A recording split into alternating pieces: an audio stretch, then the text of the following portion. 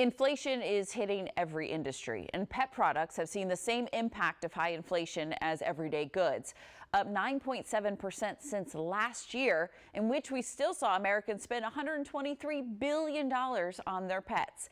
So I spoke with Kaitlin Mulhere, an editor at money.com, to find out some easy ways to save money and still take great care of our pets. How can we be more savvy when it comes to buying things for our pets?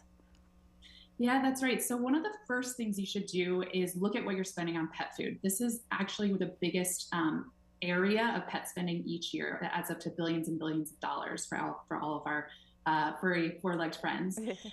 And so with pet food, what you want to do is you want to pay for quality ingredients, but you certainly don't need to be paying for a specific brand. So you should absolutely look for a generic product or just a cheaper brand that has similar ingredients to what you're already paying for. Another tip is that if you tend to buy your food online, you can look into a delivery subscription service. Places like Chewy and Amazon will give you a 5 to 10% discount if you sign up and use their service. And you should certainly, even if you buy in person at a local pet food store, look for online rebates or coupons. These come fairly regularly from pet food manufacturers. Okay, so I'm on the right track because I buy from both Chewy and Amazon, and I have the app for like PetSmart or Petco that there's always coupons, or you get some money back or whatnot. All right, obviously food for my cat litter, it's all important, but what about like beds and bowls and toys? Yes, so I will admit I frequently fall victim to impulse buying with pet toys. Yes. They're so cute. So one thing is just you want to try to avoid doing that. But of course, you still want to buy some fun things for your pets, right? So one of the things that I like to do is shop at discount stores like TJ Maxx and Home Goods. They have a great variety of pet products, obviously at a discounted rate. Another thing that I think is important to keep in mind is that your pet is, of course, not going to know the difference between, a brand name Kong ball if you have dogs, and an off-brand version that's more affordable. Sometimes, you don't have to spend a lot of money to keep your pets engaged.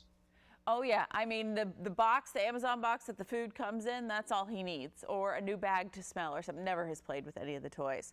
Pet insurance, do we need that? Should we spend money on that? Yes, this is a tricky question because the answer is going to be really personal. So pet insurance can be kind of expensive. It's the average policy is about $30 a month for cats and about $50 a month for dogs.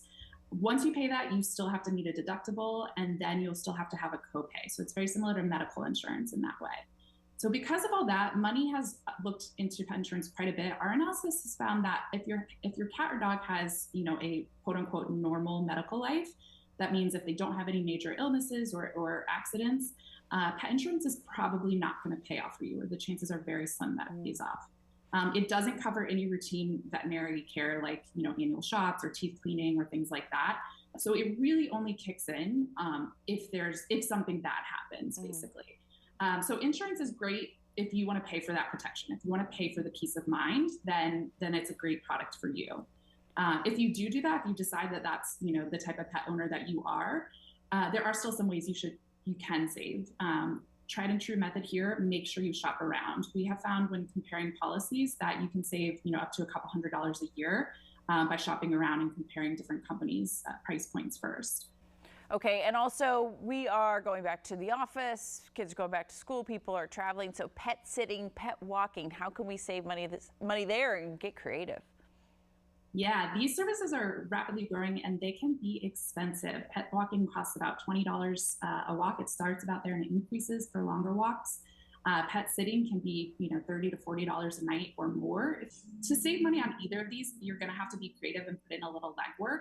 One option I like is if you need regular dog walking and you have neighbors, either people in your apartment building if you live in a big city, or maybe just on your street in a neighborhood. If there are multiple people that all need to hire a dog walker, you guys can go in together and set up what I'm calling a cooperative purchasing program. So that just basically means you guys can negotiate a lower rate with a dog walker. It can work for both parties. You're hopefully saving a little bit of money, but the dog walker still has consistent, reliable clients in one convenient location.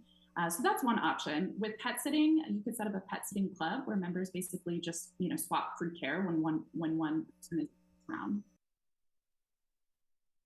Such great tips there. You can check out more great money advice from Kaitlin. Just head over to money.com.